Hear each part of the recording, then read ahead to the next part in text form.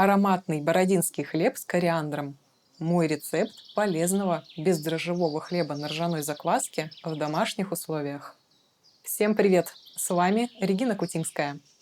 В одном из прошлых видео я уже проговорилась, что поделюсь рецептом бородинского хлеба на закваске. Поэтому сегодня выполняю обещанное. Мне хотелось сделать максимально полезный рецепт бородинского, поэтому в него входит только ржаная мука и ни грамма пшеничной. А пшеничная мука по своим питательным свойствам и некоторым другим моментам все-таки уступает ржаной. Пока подробно не буду затрагивать данный вопрос, тема очень объемная. Итак, наш бородинский хлеб мы будем выпекать в специальной хлебной форме в духовке. Подойдет небольшая по объему формочка. Моя по объему примерно на 1 литр. Это хлебная форма Матфер. О ней я подробно рассказывала в отдельном видео. Ссылку на него можете найти в описании к этому ролику. Друзья, ваш лайк будет хорошей поддержкой для меня и этого видео. И переходим к делу. Для того, чтобы приготовить бородинский хлеб на закваске, мы возьмем следующие ингредиенты. Ржаная закваска 20 грамм. Ссылка на рецепт в описании. Ржаная мука цельнозерновая 320 грамм. Питьевая вода 300 миллилитров. Красный ржаной ферментированный солод 30 грамм. Мед 20 грамм.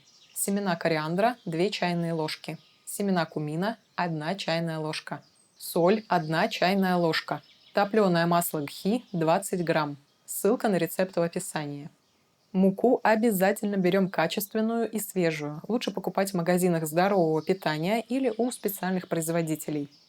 Ржаную закваску заранее подкармливаем. Если она из холодильника, то обязательно предварительно еще и отогреваем. Как это правильно сделать, я рассказывала в отдельном видео. Ссылка на него есть в описании. Далее заводим опару. Для этого в глубокой тарелке смешиваем закваску, 120 мл воды и 100 г ржаной муки.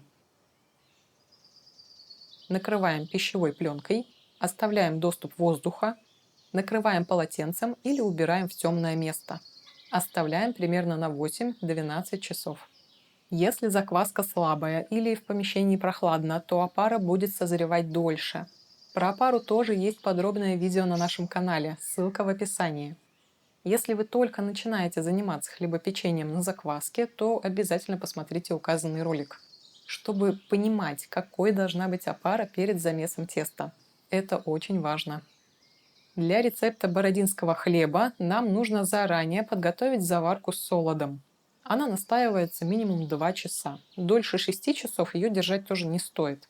Поэтому для удобства я ставлю перед сном опару, утром просыпаюсь и первым делом замешиваю солод с мукой. Даю ему примерно пару часов. И к моменту замеса теста заварка уже готова. Как сделать заварку для бородинского? Разогреваем духовку до 50-60 градусов по Цельсию. В это время семена кориандра и кумина немного измельчаем с помощью ступки или любым другим подручным средством. Как я, например.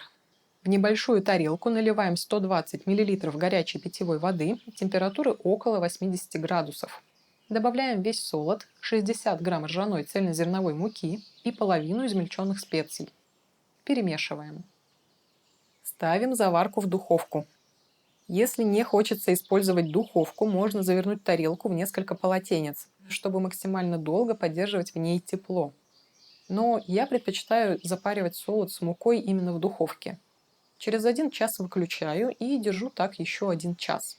Затем вынимаю из духовки, чтобы заварка дошла до комнатной температуры. Для чего все это требуется? Таким образом происходит осахаривание, и заварка придаст хлебу очень мягкий сладкий вкус и насыщенный особенный аромат. Если положить сухой солод, то выпечка будет горчить. Сейчас слишком подробно не буду касаться солода, как-нибудь расскажу в отдельном видео. Моя опара созрела за 10 часов при температуре 20 градусов по Цельсию. Она увеличилась в объеме примерно в 2 раза, наполнилась пузырьками воздуха. В стеклянной тарелке это хорошо видно. И приобрела приятный аромат. Перемешиваем опару. Добавляем оставшуюся воду 60 мл, остаток муки 160 грамм и кладем заварку. Перемешиваем до однородной массы. Закрываем снова пленкой и полотенцем и оставляем на 20-30 минут. Пока смажем маслом формочку. В тесто добавляем соль, мед, масло и перемешиваем. Нам нужно получить абсолютно однородное тесто, поэтому вымешиваем хорошенько. Далее перекладываем в хлебную форму и утрамбовываем. Будет удобнее, если смочить ложку в воде. Поверхность должна быть абсолютно ровной. Если останутся трещинки, то тесто может в этом месте порваться при выпечке. Что еще влияет на разрывы теста, можете посмотреть в отдельном ролике. Ссылка в описании. Затем на поверхность теста высыпаем оставшиеся семена. Немного приминаем, чтобы они не осыпались, когда будем нарезать хлеб. Накрываем той же пищевой пленкой, полотенцем, либо убираем в темное место, но уже без полотенца. Тесто должно выбраживать минимум 2,5 часа при комнатной температуре. Максимальную длительность сказать сложно, потому что у всех очень разные условия. Например, сила закваски, та же температура помещения отличается. Поэтому следите за тестом. Если спустя 2,5 часа оно не удвоится в объеме, то проверяйте еще через полчаса и так далее. У меня получился хороший результат через 3 часа. Духовку прогреваем до 220 градусов по Цельсию. Посередине я ставлю решетку. Выпекаю в электрической духовке в режиме нагрев снизу плюс работа вентилятора.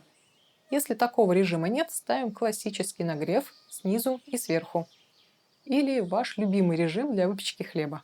Когда духовка прогреется, аккуратно ставим в нее форму с тестом. Первые 10 минут выпекаем при температуре 220 градусов по Цельсию. Далее печем 40 минут при температуре 190 градусов по Цельсию. По готовности оставляем хлеб в выключенной духовке на 15 минут. Вынимаем хлеб из духовки и формы, заворачиваем в полотенце, оставляем минимум на пару часов, а лучше на ночь. Аромат, конечно, потрясающий, очень богатый и насыщенный. Хочется сразу разрезать, но надо обязательно подождать.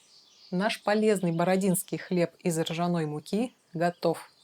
А теперь разрезаем хлебушек и подаем к любимым блюдам. Здесь у нас, кстати, свекольный салат с чесноком. Ссылка на рецепт в описании.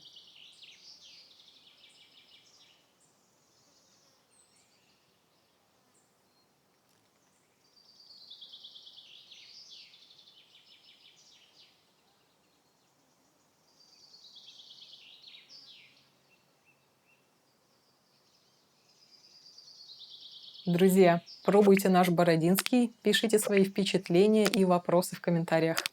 Обязательно подписывайтесь на канал, если еще не подписаны.